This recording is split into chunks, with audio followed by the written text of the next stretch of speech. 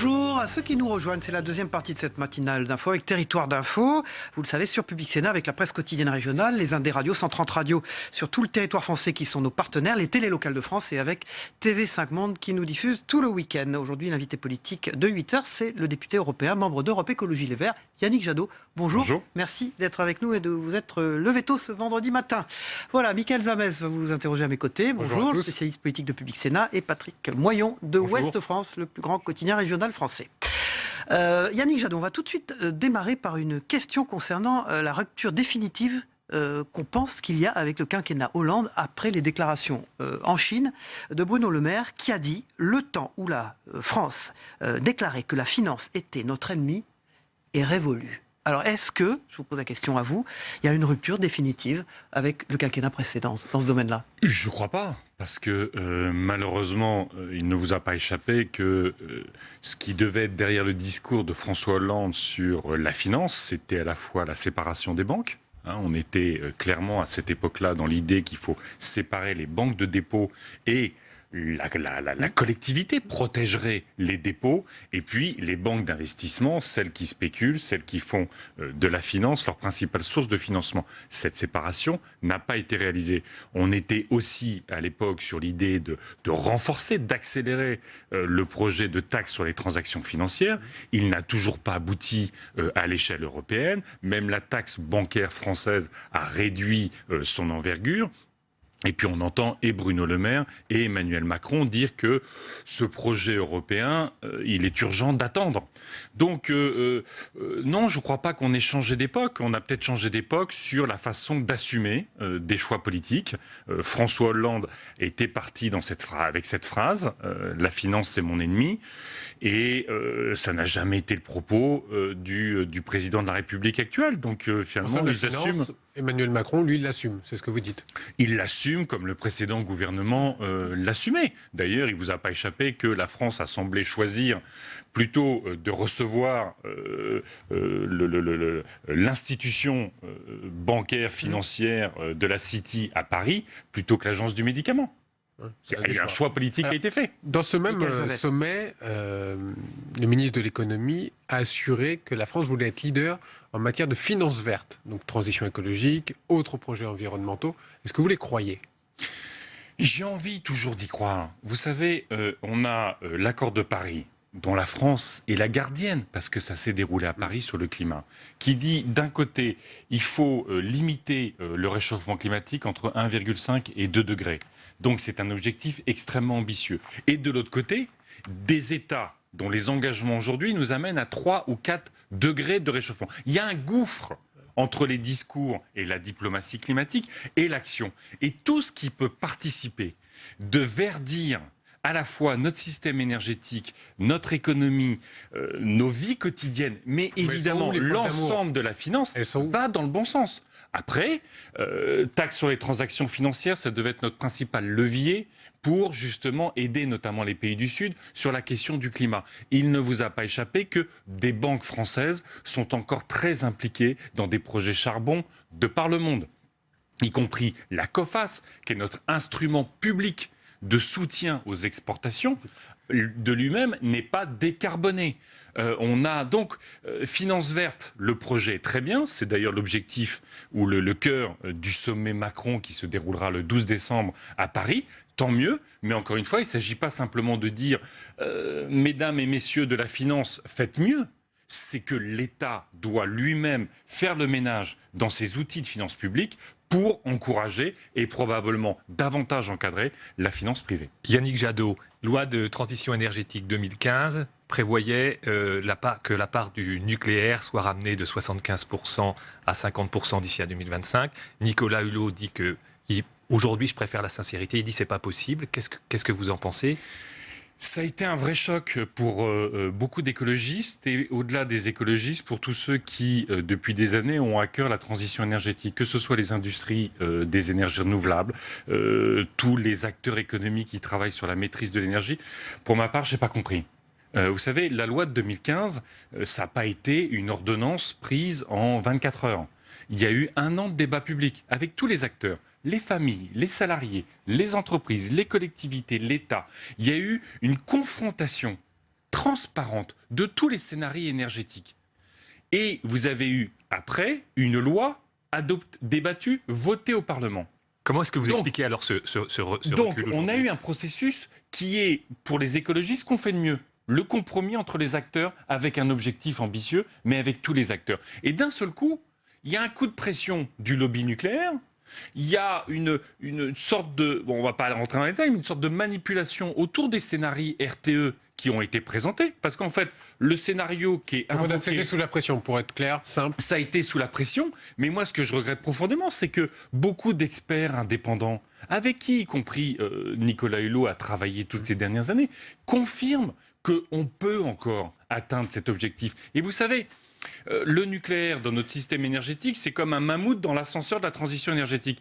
La transition énergétique ne décollera pas tant qu'on taillera pas des pièces dans le nucléaire. Si en France, on est tellement en retard sur la transition énergétique, si on est tellement en retard sur le déploiement des énergies renouvelables comme sur la maîtrise de l'énergie, c'est parce qu'il y a le nucléaire qui occupe toute la place. Et pour la première fois, en 30 ans, on avait un objectif qui réduisait cette part du Est-ce qu'on a nucléaire affaire à un pour laisser président la place. écolo? Un président écolo? Écoutez, il a fait un tweet en 6 mois.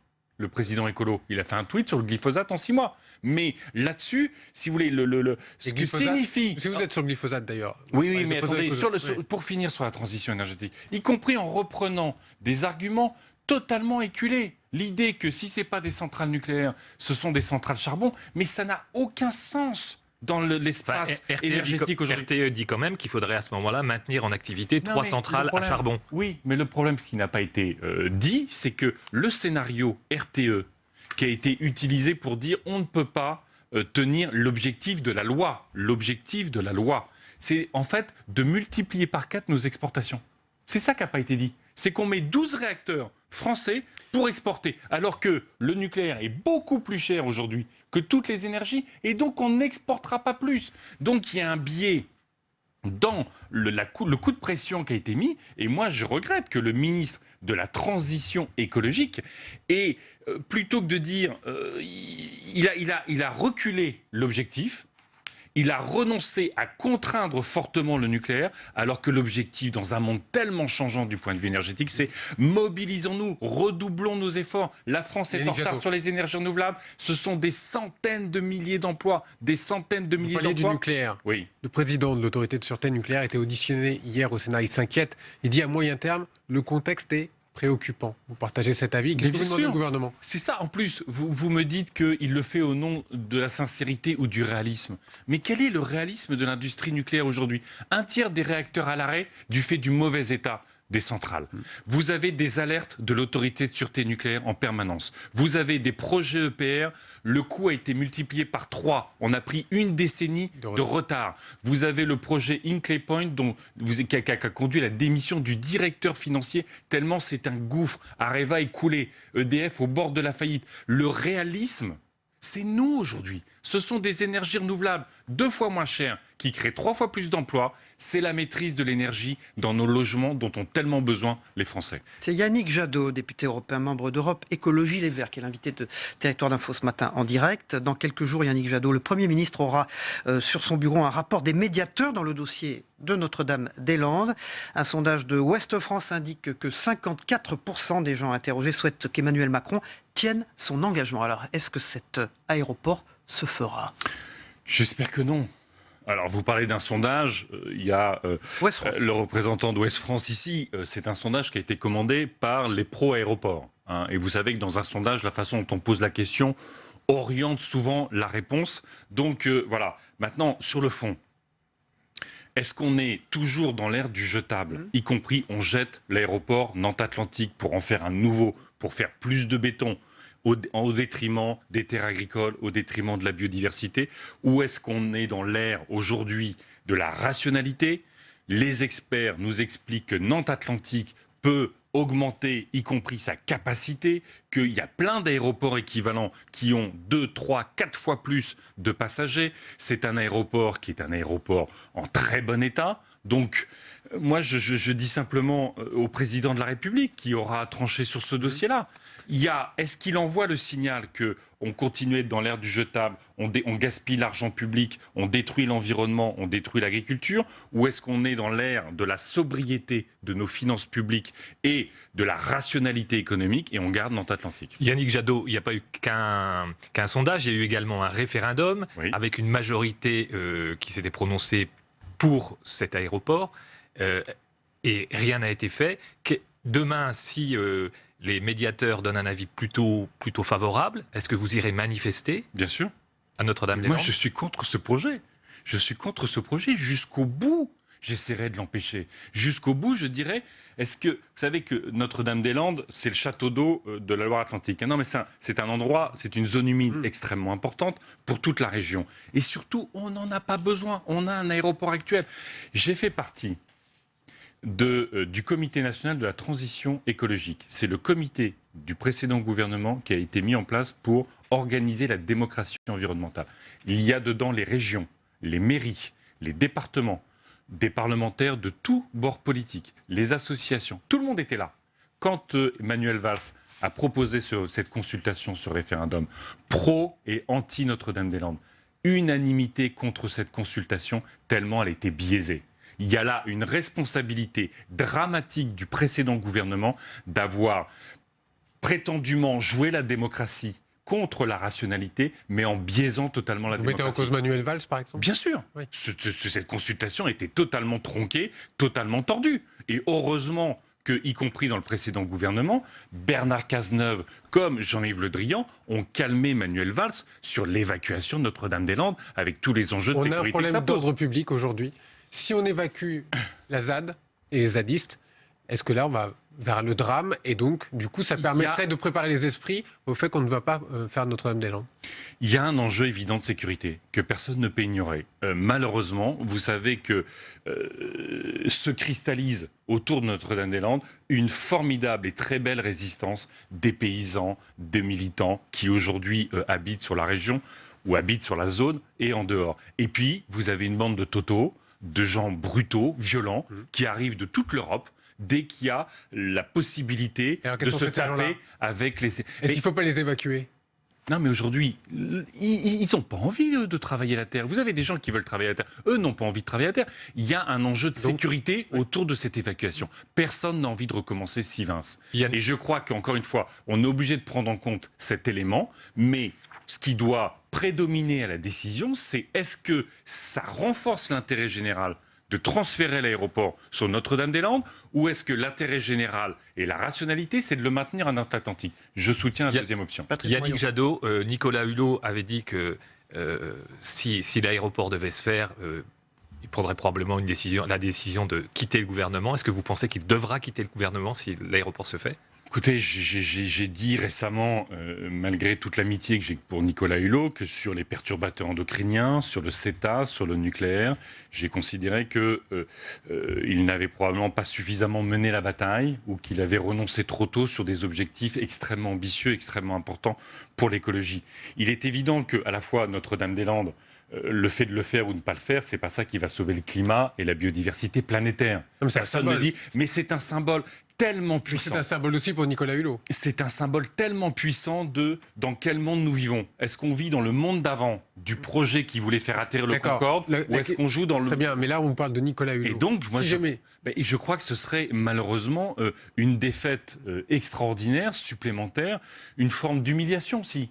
Enfin, vous voyez, regardez, sur l'affaire du glyphosate, le président de la République, moi j'aurais aimé que, si vous voulez, plutôt qu'il fasse un tweet sur la sortie du glyphosate en 3 ans, il envoie un SMS à Angela Merkel pour verrouiller la position allemande. Parce que c'est le basculement de la position allemande, et je crois qu'on n'a pas assez affirmé auprès des autorités allemandes que c'est important. Mais le lendemain, dans un gouvernement très discipliné. Le lendemain, vous avez le Premier ministre qui dit « Oh, vous inquiétez pas, de toute façon, il n'y aura jamais de décision unilatérale de la France ». Vous avez le ministre de l'Agriculture, Stéphane Travert, qui dit oh, « De toute façon, on n'interdira pas ». Autour de la présidence, « Ouais, mais c'est 3 ans, c'est 4 ans, c'est 5 ans ». Donc, ce que je veux dire, c'est que sur ces dossiers-là, Nicolas Hulot est très isolé et que, malheureusement, le reste du gouvernement prête peu attention, y compris au fond, à sa crédibilité vis-à-vis de l'opinion publique. Il perd de sa crédibilité. Quand vous avez l'ensemble des ministres qui, le lendemain, contestent le tweet présidentiel, c'est que ce tweet présidentiel ne relève pas d'une détermination du président de la République qui aurait discipliné son gouvernement. Vous êtes député européen. Est-ce que la vraie bataille, elle ne devrait pas porter aujourd'hui sur l'évaluation, sur la façon dont les évaluations sont faites sur le plan scientifique à l'échelle européenne ? Ah ça, c'est évident. Sur le glyphosate, c'est une évidence. Dans le dossier du glyphosate, c'est l'Agence européenne de sécurité alimentaire, donc celle qui doit protéger notre santé, qui utilise le rapport de l'agence allemande, qui, sur tous les évaluations de toxicité du glyphosate, reprend les paragraphes de Monsanto, fait du copier-coller. Donc il y a un enjeu considérable, parce que vous savez, juste pour conclure, on est dans un monde de plus en plus compliqué. Sur tous ces sujets-là, personne ne dit que c'est simple. Et donc on est dans un monde qui a de plus en plus besoin de scientifiques et d'experts. Si ces experts sont dans des logiques de conflit d'intérêts, on a un problème pour la protection de la santé. Michael Zamès. J'ai peu de temps, mais Benoît Hamon lance son mouvement, la deuxième phase de son mouvement demain. Vous étiez très proche de Benoît Hamon pendant l'élection présidentielle. Est-ce que vous serez au Mans demain pour le lancement de cette deuxième étape ? Non, je ne serai pas au Mans. Vous l'avez dit, j'étais très proche puisque j'ai retiré ma candidature au profit de celle de Benoît Hamon parce que j'ai toujours considéré que les idées valaient plus que les personnes. Mais aujourd'hui, il a son parcours avec son mouvement. C'est bien, c'est une très belle initiative. Moi, de mon côté, je pense qu'il faut refonder, renforcer, renouveler l'écologie politique. Et si on dit longtemps la même chose, il faudra qu'on converge. Mais aujourd'hui, moi, ma dynamique, elle est de renforcer le pilier de l'écologie politique. Ah, c'est pas un sujet aujourd'hui. Yannick Jadot, il y a un an, il renonçait à se présenter à l'élection à la présidence de la République. Il s'agit de François Hollande. Il est à Bordeaux aujourd'hui, aux tribunes de la presse, organisée avec le journal Sud-Ouest. Est-ce qu'on peut parler d'un gâchis écolo pendant le quinquennat de François Hollande ? Oui, parce qu'il y avait un très bel accord qui avait été passé entre le Parti socialiste Martine Aubry et le Parti Europe Écologie Les Verts sur la transition énergétique, sur la sortie des pesticides, sur les transports, le soutien, tout ce qui améliore la vie. Il n'a pas tenu ses promesses. Mais non, c'est pour ça qu'on est parti. Regardez, même Fessenheim, qui devait être le symbole, un peu comme Notre-Dame-des-Landes, c'est essentiel Fessenheim. Mais enfin, c'est qu'un tout petit morceau de la transition énergétique. Même celui-là n'a pas été tenu. Donc oui, c'est un énorme gâchis, surtout que ma question n'est pas politique. C'est que faire la transition énergétique aujourd'hui, faire la transition écologique, faire la transition dans l'agriculture, ce sont des emplois sur nos territoires. Enfin, le premier parti de France aujourd'hui, c'est l'abstention. Le deuxième, c'est le Front National. Est-ce qu'on relocalise l'économie ? Est-ce qu'on crée des emplois à l'échelle locale non délocalisables et donc des services publics, de la culture, de la démocratie ? C'est ça la transition écologique. C'est remettre de l'activité humaine et des liens sociaux partout. Et c'est pour ça que c'est un formidable gâchis. Il y a un an, donc, il renonçait à se présenter à l'élection présidentielle, François Hollande. L'avez-vous revu ?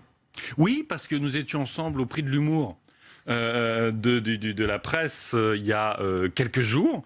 Et s'il n'a pas fait son boulot sur l'écologie, en revanche, il maintient un grand sens de l'humour. Ça, on peut pas lui reprocher. D'ailleurs, il a été récompensé pour ça. Merci. Et vous ? Oui, aussi. Merci, sur une déclaration le soir de l'élection présidentielle, pour alors. avoir dit, vous savez, vous avez Macron devant la pyramide, j'ai dit là, c'est Pharaon, c'est tout en Macron. Merci Yannick Jadot, député européen, membre d'Europe Écologie Les Verts, d'avoir été l'invité politique de 8h en direct sur ce plateau. On passe au débrief de vos propos dans un instant. Merci. Merci.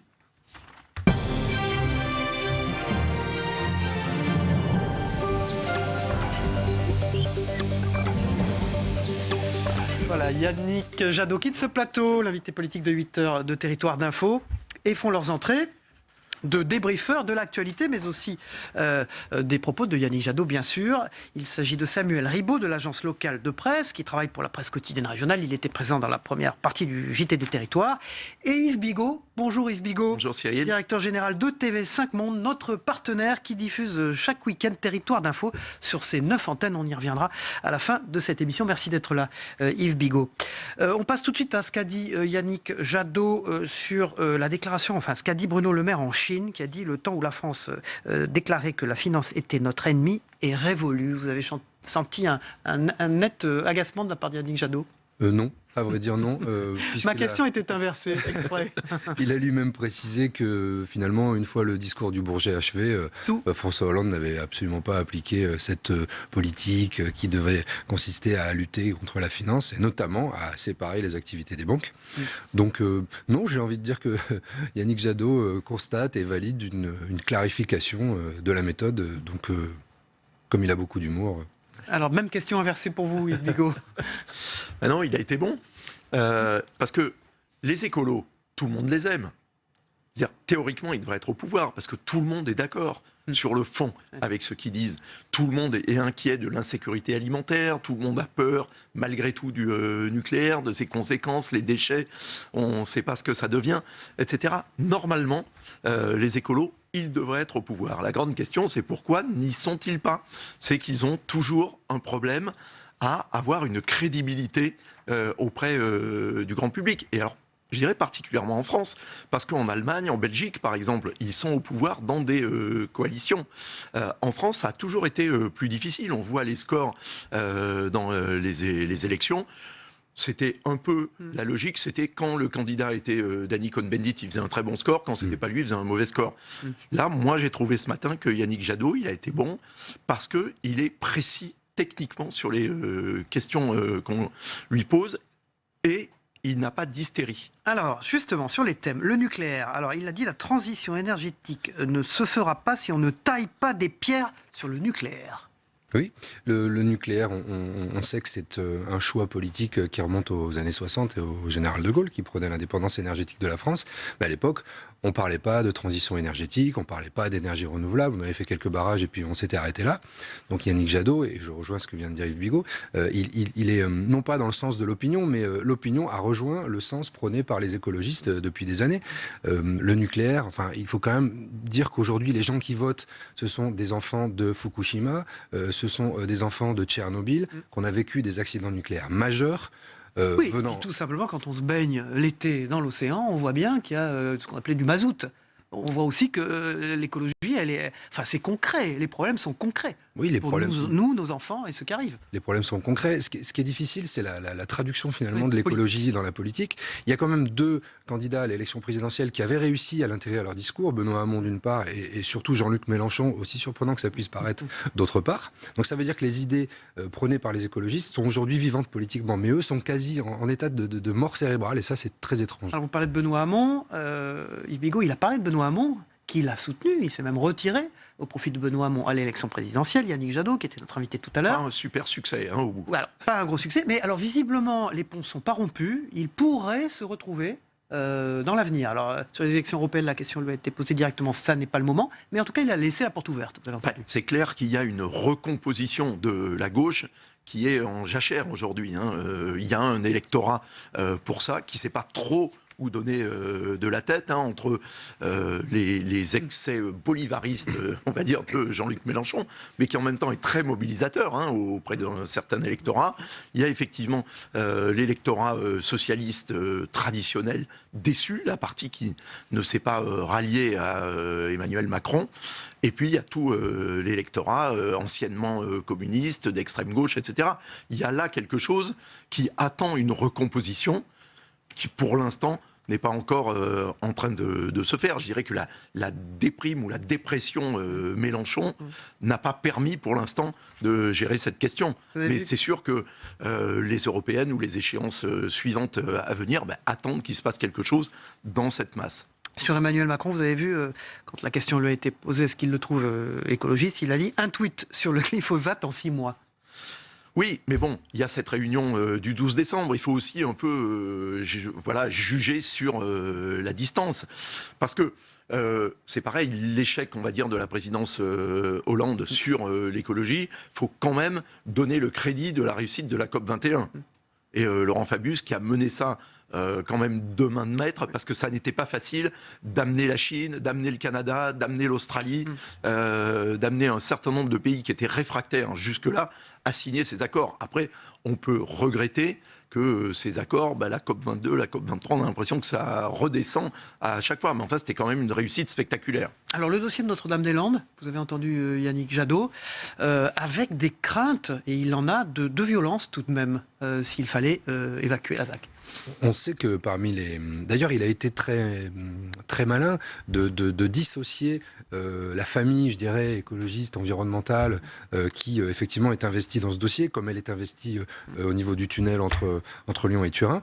Et puis, les zadistes, les gens qui sont issus des Black Blocs, qui ont une culture violente, des gens qui sont installés là-bas depuis des années et qui sont plus là pour faire le coup de poing, effectivement, que pour défendre un environnement. Il a dit, on n'en fera pas des agriculteurs. Des gens qui viennent de toute l'Europe, il a dit. Qui viennent de toute l'Europe, bien entendu. C'est un mouvement, je dirais pas de fond, mais c'est un mouvement structuré, organisé. C'est le même que celui qui vient perturber les manifestations, casqués, gantés, avec des matraques. Donc c'est effectivement des gens qui, de toute façon, vont se réaliser dans l'affrontement si celui-ci devait avoir lieu. Alors il s'agit donc bien sûr d'un rapport que des médiateurs vont remettre au Premier ministre sur ce dossier dans quelques jours, avec un sondage de Ouest France où 54% des gens interrogés souhaitent qu'Emmanuel Macron tienne son engagement.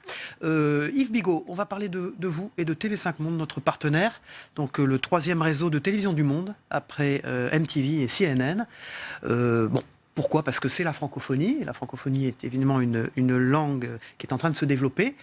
Aussi, votre bilan, car vous venez d'être renommé à la tête de TV5 Monde pour 5 ans. Ah oui. J'en suis très heureux, parce qu'on a du boulot. Nous sommes la chaîne de la francophonie, vous l'avez dit, Cyril. Aujourd'hui, nos 9 chaînes généralistes et nos 3 chaînes thématiques, une chaîne enfant, une chaîne consacrée à l'art de vivre, à la promotion des entreprises françaises. Qui marche bien d'ailleurs. À l'étranger, qui marche très bien, qui est maintenant disponible aux États-Unis, en Afrique, en plus de l'Asie et de l'ensemble du monde arabe, sont suivis par 354 millions de foyers sur la planète. Absolument partout, on est même en Chine et en Corée du Nord. 198 pays membres de l'Organisation des Nations Unies. Et une mission d'apprentissage du français, c'est très important. Le président de la République va annoncer très bientôt un plan pour la langue française dans le monde. Un mot, si on devait retenir de ce que vous voulez que soit votre mandat de 5 ans. À réussite, évidemment. Merci Yves Bigot. On va regarder un produit que vous fabriquez tous les jours pour nous, qui s'appelle le Zap Monde. C'est un résumé en quelques minutes de ce que vous devez savoir de l'actualité dans le monde. Il est fait et réalisé par les équipes de TV5 Monde, dont le directeur général Yves Bigot est sur ce plateau. On le regarde ensemble.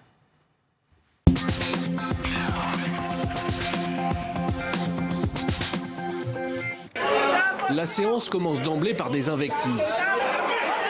Les députés de l'opposition du SDF exigent de mettre sur la table le problème anglophone.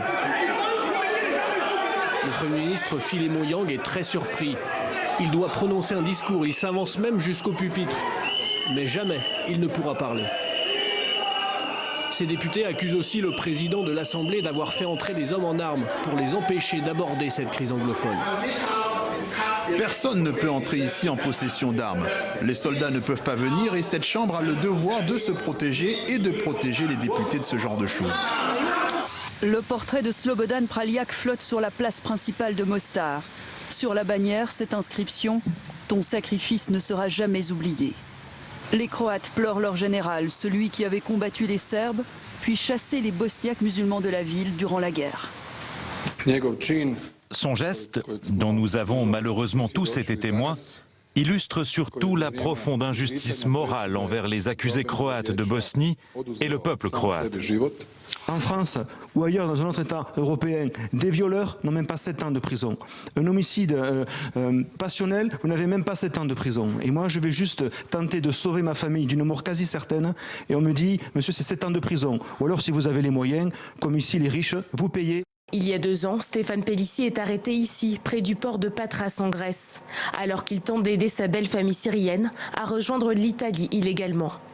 Après leur interpellation, la belle famille est laissée libre, mais l'homme est considéré comme un passeur.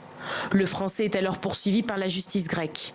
Ni la situation d'urgence, ni le lien de parenté ne sont pris en compte. La transition démocratique. Ce jeudi, ces 3 mots étaient sur toutes les lèvres, sur toutes les pancartes. À la tête des manifestations, le noyau dur de l'opposition congolaise. On dit non à Kabila. Nous voulons la transition sans Kabila, que Kabila dégage. On en a marre, on ne veut plus de Kabila au Congo. On est déterminés. Kabila et sa bande de policiers et ses militaires, il n'a qu'à nous tuer aujourd'hui. On est prêt à tout, on est prêt à tout.